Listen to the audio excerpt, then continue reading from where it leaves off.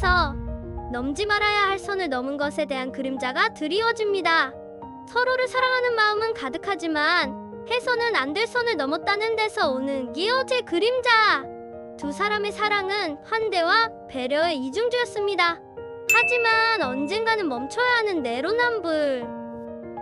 사랑은 흘러넘치고 넘치는데 바닷가의 데이트 이후 종가은은 모친의 병원에 들어선 이후, 그리고 시모인 경대위의 모친과의 대화 이후로 현실로 복귀를 마음에 결심한 듯합니다.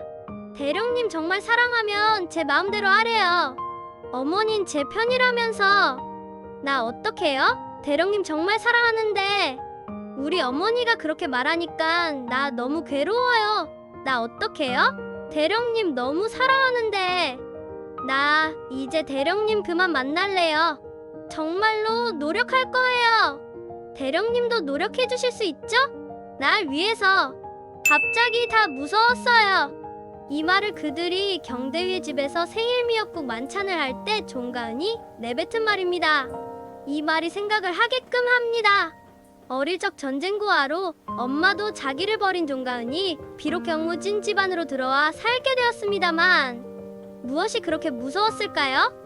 자신의 심장을 뛰게 만들고 자신의 인생의 최고의 꽃을 피워준 이제껏 한 번도 경험해보지 못한 환대를 받은 그녀가 무엇이 그리 무서웠을까요? 누군가가 다들 자신의 걷던 길이 아닌 다른 길로 들어서면 두려운 법이죠. 잃은 것이 없는 종가은이지만 그런 그녀조차도 무섭다고 하는 것을 보면 사람이 소위 말하는 탈선, 억기로 들어선다는 것이 얼마나 큰 심리적인 죄책감을 가져오는가를 볼 수 있습니다. 그때 당시는 1969년도였으니까요. 시모가 종가은이 사랑하고 싶은 대로 하라고 하긴 했지만 종가은은 시모에게서 받은 게 있거든요. 그 무거운 부채의식과 채무의식에서 자유할 수가 없는 것입니다.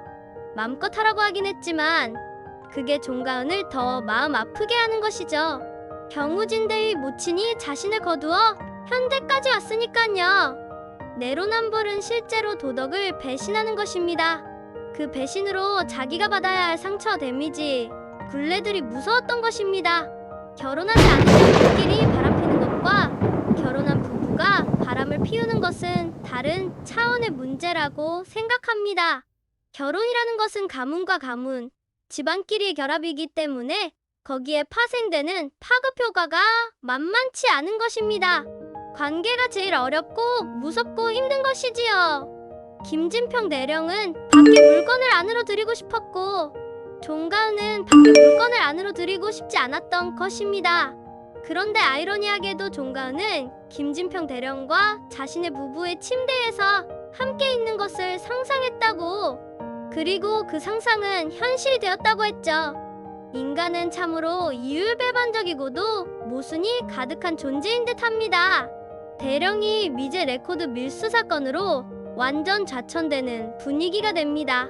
당분간 보직 발령 대기가 되면서 경대위가 종가은에게 이렇게 말합니다. 김진평 그 사람은 끝났어. 그라고 김진평이 능가하는 대인관계가 약해라고 합니다.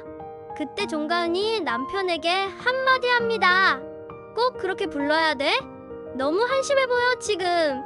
종가은이 김진평을 위해 해줄 수 있는 마지막 배려이기도 했습니다. 그리고서 김진평 대령 진급 파티 사건이 벌어지는데요. 여기서 김진평은 추락하게 됩니다. 자신의 애정의 감정을 조절할 수위를 넘어버린 것입니다. 너무나 파급 효과가 큰 사건이라 결국 김진평은 장인의 도움과 함께 1년 정도 베트남에 가 있다가 돌아오면 아내 이숙진도 만나준다고 합니다. 그때가 되면 김진평 2세도 태어나겠죠? 장인 군단장은 이렇게 말을 합니다. 월남 가서 자숙하고 와. 너 월남 좋아하잖아. 내 딸을 망신을 줘. 이 새끼야. 임신한. 다 왔는데. 병신 새끼야. 김진평이 종가은을 다시 찾아갑니다. 경대위는 서울 출장 중입니다. 당신한테도 사과해야지. 미안해. 월남 가신다면서요. 조심해서 다녀오세요. 들어갈게요. 잠깐만 한 가지만 물어보려고. 걱정하지 마. 나 사랑했어? 지금은? 지금도 사랑해. 나 자기 사랑해요. 나 사실은 월남 안 가. 나 무슨 낯으로 군에 남겠어? 전에 월남 있을 때 태국에 거기로 가려고. 1년만 있으면 거기 나랑 같이 가지 않겠어? 나중에 와. 다신 자기 망치지 않을 거예요.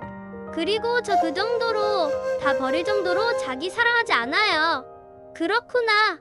몰랐네. 진작 얘기해주지. 잠깐만. 근데 난 말야. 당신 안 보면 못 살 것 같아. 잠도 안 오고 아무것도 먹히지 않고 숨을 못 쉬겠어. 여기가 막혀서 살 수가 없어. 김진평 대령이 가슴을 칩니다. 그리고서 막힌 심장을 향해 구멍이라도 뚫을 것처럼 그는 권총의 방아쇠를 당깁니다. 송승헌 연기가 너무 가슴이 아팠습니다. 모든 것을 포기하고 그가 가진 게 별것 아닌 것이 아니었는데 그는 모든 것을 내려놓고 종가은에게 올인해버립니다. 그리고서 그는 삶의 방아쇠까지 놓아버립니다. 보통 사람이라면 도저히 용납할 수 없는 대목입니다. 왜 김진평 대령은 그러했을까요? 전쟁의 수많은 생사의 기로에 서본 그가 이 사랑의 태제 앞에 허물어지는 이유는 무엇일까요?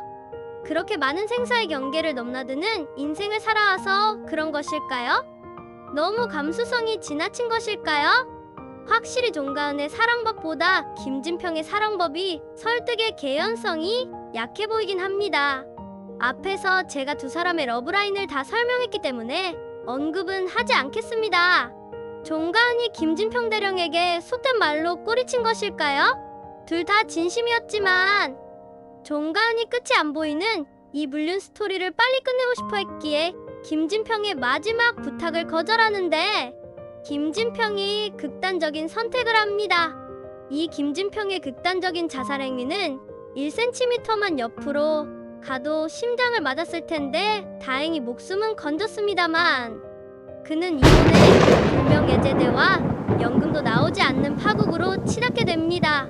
최중령대는 산 것만 해도 다행이지라고 이야기합니다. 사랑과 도리 사이에서 결국 금가은은 도리를 선택합니다.